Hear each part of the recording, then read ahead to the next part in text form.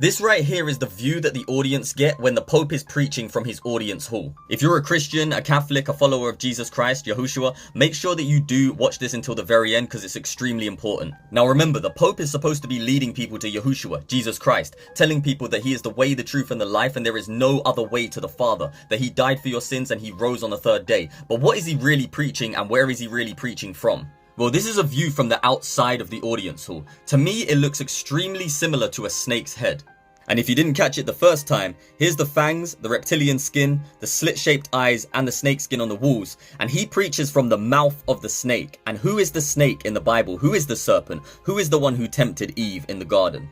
And if you're still not convinced, do you really think that an architect would build a building not knowing what it would look like from the outside and from the inside? Do you really think that it's a coincidence that it looks like a serpent's head from the outside and from the inside, and there's not a single piece of Christian architecture in the building? But let's go one step further. From the point of view of the Pope, he is preaching to an audience who is already inside the serpent's mouth. The people are already being devoured, and the word tells us his people perish for a lack of knowledge. If that wasn't weird enough for you, look at the statue behind the Pope as he preaches to the audience. That's supposed to be Jesus, Yahushua, rising from a nuclear explosion. Not only is that not biblical, but it also looks extremely dark and demonic the way they've designed the statue. Jesus did not die from a nuclear explosion and rise from it. He died from crucifixion and rose on the third day, bearing our iniquity and giving us his righteousness through his pure and sinless blood. We are saved through faith in him and his sacrifice in his blood.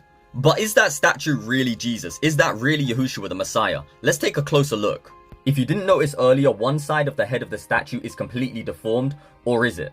Is it actually meant to be a human, or is it actually supposed to be a serpent rising from hell?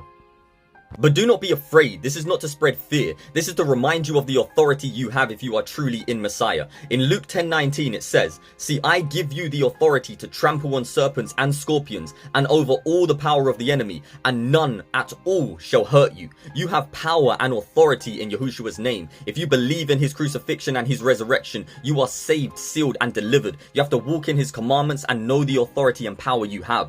Back to this serpent real quick. Somebody in this article actually did a great job coloring in the part of the head that shows the serpent's outline if you couldn't quite catch it before. And finally, Revelation 12:9, "And the great dragon was thrown down, that ancient serpent who is called the devil and Satan, the deceiver of the whole world. He was thrown down to the earth, and his angels were thrown down with him." Remember, Satan wants to be the Most High. Yahuwah the Most High brought forth his word, Yahushua HaMashiach, Jesus Christ, who came in the flesh, lived a perfect, sinless life and fulfilled the law, died on the cross for your sins and rose on the third day. Faith in him will save you. Without him, you will end up in hell. Follow and like for more content.